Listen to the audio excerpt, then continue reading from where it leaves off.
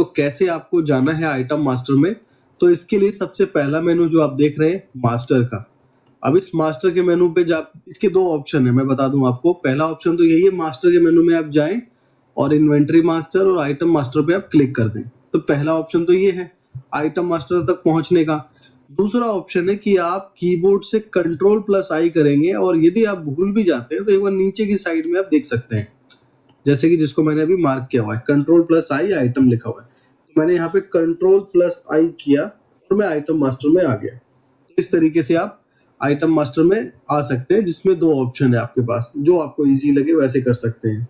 अब देखिए जैसे ही मैं आइटम मास्टर में आया तो आपको एक पॉपअप दिखाई दे रहा है, प्लीज यूज की करके जो लिखा हुआ है। F2 create new, F3 modify और डिलीट के लिए डिलीट का बटन प्रेस कर सकते हैं। अब जैसे कि इसमें मुझे जो है नया आइटम बनाना है, तो मैं यहाँ पे कीबोर्ड से F2 करूंगा। और एक चीज और मैं आपको बता दूं कि जितने भी लेटेस्ट लैपटॉप हैं, जितने भी लेटेस्ट कीबोर्ड हैं, तो उसके अंदर जो है ना किसी किसी में F2 डायरेक्टली यूज नहीं होता, FN के साथ यूज होता है। और FN का बटन कहाँ मिलेगा आपको? FN का बटन आपको कंट्रोल के जो है ना राइट साइड में मिल सकता है, या फिर स्पेस के लेफ्ट साइड में मिल सकता है। उस पर लिखा लेकिन FN ही होगा, ये नहीं है कि नाम चेंज होगा उसका, FN लिखा होगा। पहले आप F2 ट्राई करें, अगर F2 से काम नहीं हो रहा आपका तो FN F2 करें। जैसे कि मैंने यहाँ पे मेरे पास जो है लेटेस्ट कीबोर्ड है, तो मैंने FN F2 किया डायरेक्ट। अब जैसे ही मैंने इसको F2 किया तो F2 से जो है यहाँ ऊपर देखेंगे तो न्यू प्रोडक्ट की एंट्री अब ये होने जा रही है। आप ये देख पा रहे होंगे न्यू प्रोडक्ट। तो सबसे पहले क्या है, प्रोडक्ट का आपको नाम डालना है। मान लो मैंने एग्जांपल के लिए पार्ले जी डाल दिया यहाँ पे। अगर ये भी डालना हो कौन सा पार्ले जी, तो मैंने यहाँ डाल दिया 5 MRP। उसके बाद एंटर करेंगे। अब इसका जो भी बारकोड है, बारकोड इस तरीके से डाल सकते हैं, मतलब मैंने तो मैनुअली डाला है, आप स्कैन कर सकते हैं सीधा, वो टाइप हो जाएगा इसमें।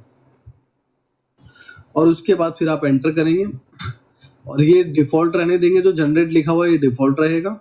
और ये आपका पीसेस रहेगा। पीसेस मतलब यूनिट, मतलब कि पार्ले जी पीसेस में ही बेचेंगे, लेकिन बहुत सी ऐसी भी आइटम है जहाँ पे आपको पीसेस हटा के सेट करना पड़ेगा, ठीक है। और कहीं कहीं पे आपको केजी करना पड़ेगा, जैसे जो आपका एलमंड या फिर जो भी आटा चावल दाल जो भी लूज आइटम है, उसको आप क्या है केजी काउंटेबिलिटी रखेंगे उसकी यूनिट की। तो जैसे कि मेरा ये पार्ले जी है, तो मैंने इसको पीसेस किया और डेसिमल को यहाँ पे 9 रखना है इस केस में। तो जो पीसेस वाले आइटम है जिसको आपको लूज देना है, जैसे केजी में लूज देना होता है कि किसी को 250 ग्राम, 300, 400 ऐसे, तो उस केस में आपको जो है ये जो डेसिमल आप देख रहे हैं, उस केस में आपको यस करना है उस केस में। और यदि नहीं है तो फिर ये 9 पे ही रहेगा आपका। फास्ट सर्च में आप जो है आप इस तरीके से लगा सकते हैं। मान लो मैंने PG5 लिख दिया, तब भी आ जाएगी आइटम मेरा। तो इस तरीके से आप फास्ट सर्च लगा सकते हैं। बाकी इससे एडवांस ऑप्शन भी अब सॉफ्टवेयर में आ गए हैं, तो वो भी मैं आपको बता दूंगा कैसे वो करना है। अब देखिए कलर टाइप है, कलर टाइप में आपको कुछ नहीं करना, नॉर्मल ही रखना है। और आइटम टाइप में भी आपको नॉर्मल रखना है। अगर आप चाहें तो कुछ आइटम ऐसे होते हैं कॉस्टली, तो कॉस्टली पे क्लिक करके कर सकते हैं आप। और यदि कुछ आइटम ऐसे हैं जो फ्रिज में रखना है, आपको स्टोर करना है स्टोरेज के अंदर, तो आप ये सिलेक्ट कर सकते हैं। और ये कलर टाइप तो क्या है, इसमें आप जैसे कुछ वेज के आइटम, नॉन वेज के आइटम, ग्रीन रेड इस तरीके से कर सकते हैं, नहीं तो कोई और खास यूज नहीं है इसका, नॉर्मली आप रखें इसको। अब जैसे कि ये कंपनी जो है पार्ले के नाम से कंपनी है, लेकिन यहाँ पे नया सा है, तो ये जितनी भी जो डिटेल्स आ रही है, ये सारी डिटेल उस चीज की है जो लास्ट टाइम हमने आइटम को बनाया था, जो लास्ट आइटम हमने बनाया था, ठीक है। तो अब जैसे कि अब हम चाहते हैं कि हम इसमें अपनी कंपनी डालना आइटम की, तो आपके पास दो ऑप्शन है इसके लिए भी। जैसे कर्सर आपका इस पे है, तो आप कीबोर्ड से एन का बटन भी प्रेस कर सकते हैं।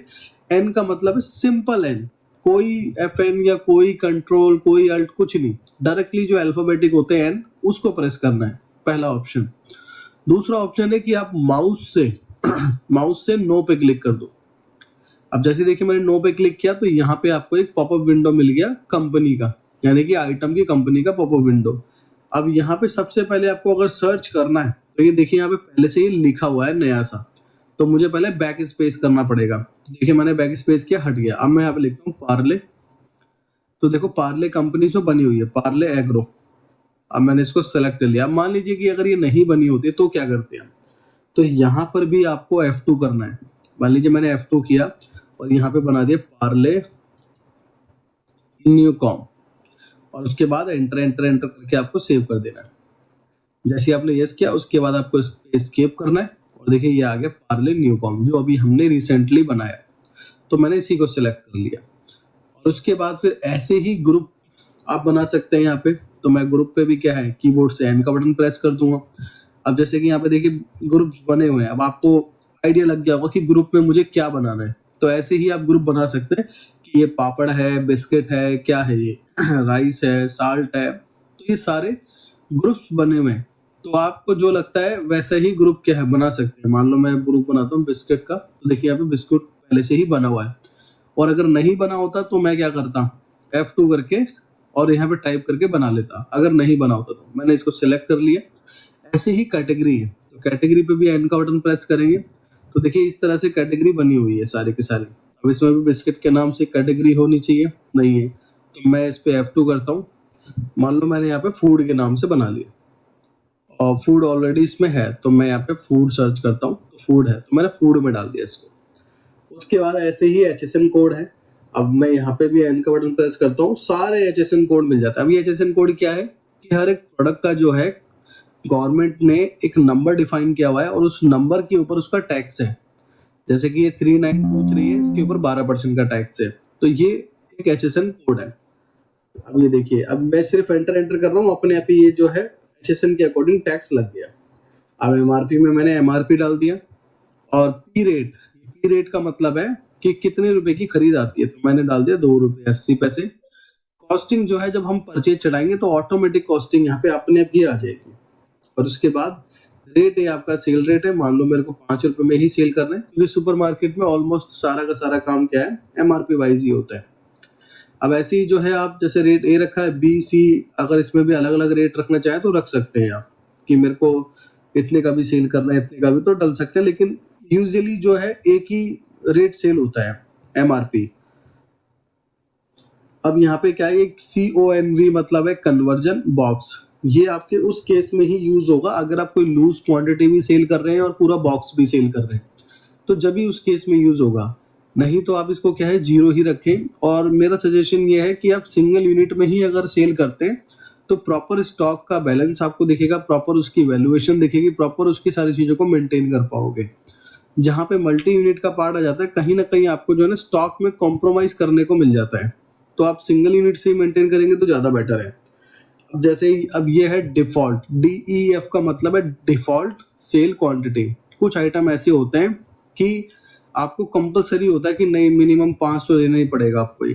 ये उस चीज के लिए है कि जैसे ही मैंने यहाँ पे 5 डाल दिया, लेकिन जब मैं इस आइटम को सेल करूंगा तो ऑटोमेटिक वहाँ 5 क्वांटिटी अपने आप ही फिल हो जाएगी, जिससे मुझे ये ध्यान रहेगा कि ये मैं 5 से नीचे नहीं बेच सकता। क्योंकि बहुत सारे ऐसे आइटम होते हैं जिनका कुछ जोड़ा होता है कि अगर आपने 2 किसी को सेल कर दिया तो वो 3 बिकने के नहीं है आपके, तो ऐसा होता है, तो 5 ही वो बेच सकते हैं। तो उस तरीके के लिए जो है आप ये डाल सकते हैं क्वांटिटी।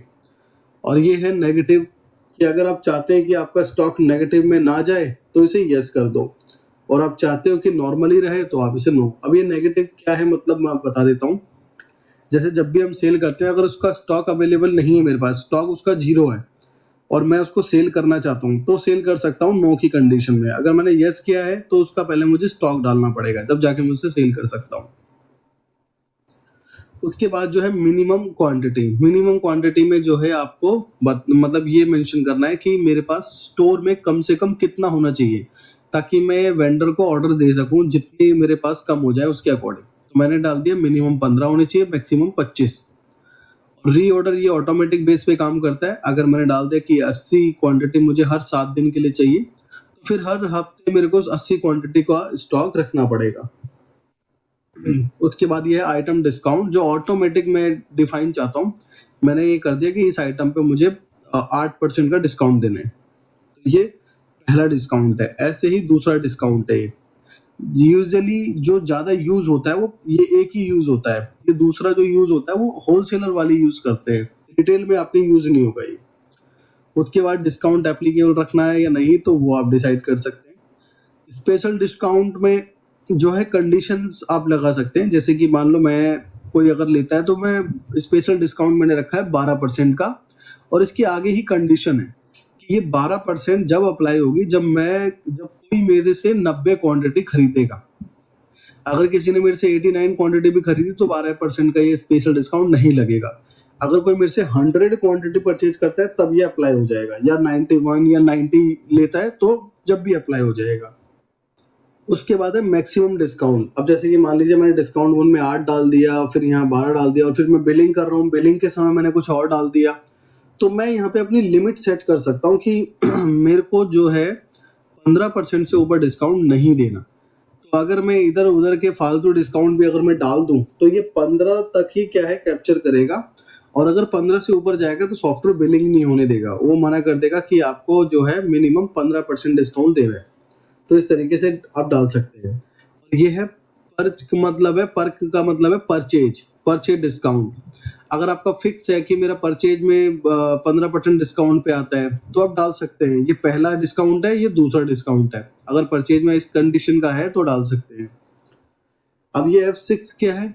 F6 है आपका रेट प्लस माइनस करने का। ये देखो यहाँ पे दिख भी रहा है आपका जैसे कि आपने जब भी आप बिलिंग करते हैं तो बिलिंग के टाइम पे रेट को इंक्रीज कर सकते हैं, डिक्रीज भी कर सकते हैं अगर ये यस किया है, और यदि नो कर रखा है तो फिर नहीं कर सकते। जो डिफाइन आपने किया हुआ उसी के अकॉर्डिंग सेल कर सकते हैं। तो बाय डिफॉल्ट इसे यस रखें, जब भी आपको करना है आप कर सकते हैं, नहीं तो खाली भी छोड़ सकते हैं, उसको डिफॉल्ट भी चलने दे सकते हैं। उसके बाद जो है आपका फ्री स्कीम, जैसे मैंने रख दिया कि अगर कोई भी मेरे से 20 क्वांटिटी लेगा तो मैं 20 पे एक फ्री दे दूंगा। तो ये वो चीजें हैं, अगर आप रखना चाहते हैं तो रख सकते हैं। उसके बाद फुल स्कीम यहाँ पे करें, और यहाँ पे देखो आप टाइम ड्यूरेशन भी डाल सकते हो।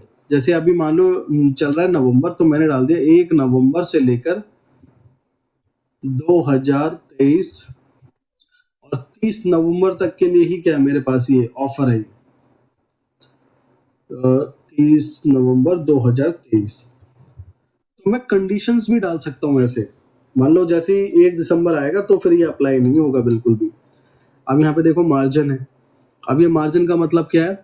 अब मार्जिन का मतलब ये है कि मैं स्कीम भी दे रहा हूँ, डिस्काउंट भी दे रहा हूँ, मैं इसको दो डिस्काउंट भी अप्लाई कर रहा हूँ, फिर बिलिंग करूंगा, फिर वहां पे भी पता चले डिस्काउंट दे दूं और भी।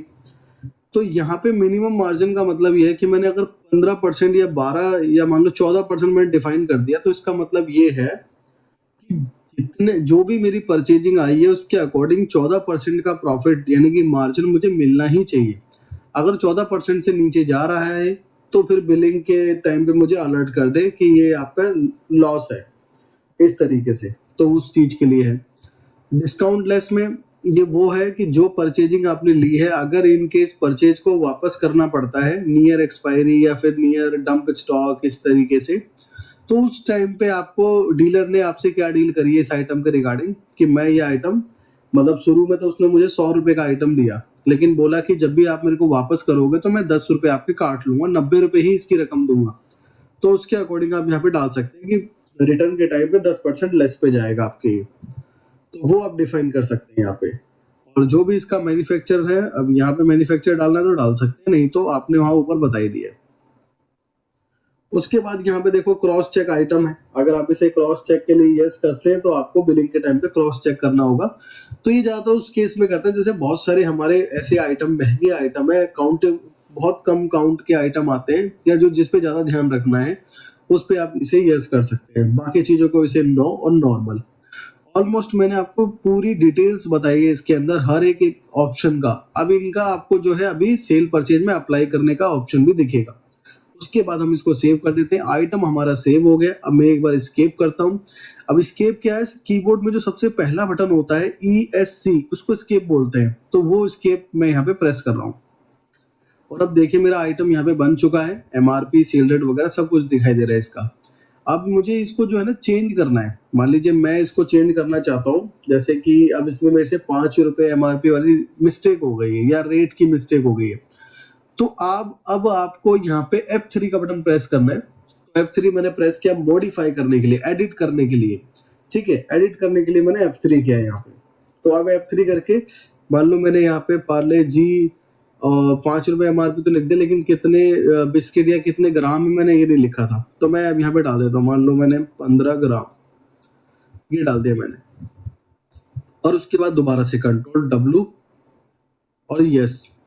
कंट्रोल डब्ल्यू से भी जो है आप सेव कर सकते हैं, जिससे ज्यादा एंटर आपको ना करना पड़े। तो देखिए मैंने यहाँ पे 15 ग्राम वाला डाल दिया। अब यहाँ पे हमें 15 ग्राम का दिखाई दे रहा है। अब इनकेस हमें आइटम को डिलीट करना है, जैसे मैं इसको तो डिलीट करूंगा नहीं, मैंने अभी बनाया है, तो ऊपर वाले को डिलीट करना चाहता हूँ, तो मैंने डिलीट का जो कीबोर्ड में बटन होता है मैंने उसे प्रेस किया है और इसके बाद इसको मैं यस कर देता हूँ। देखिए वो आइटम डिलीट हो चुका है, कंप्लीटली डिलीट हो चुका है। तो इस तरीके से जो है आपको आइटम बनाना है, फिर आपको एडिट करना है, तो इसी तरीके से F3 से एडिट कर सकते हैं और डिलीट के बटन से आप डिलीट कर सकते हैं। आई होप कि आपको आइटम मास्टर जो है क्लियर हो गया होगा कि आइटम मास्टर को कैसे बनाना है और कैसे आपको उसको मॉडिफाई और डिलीट करना है।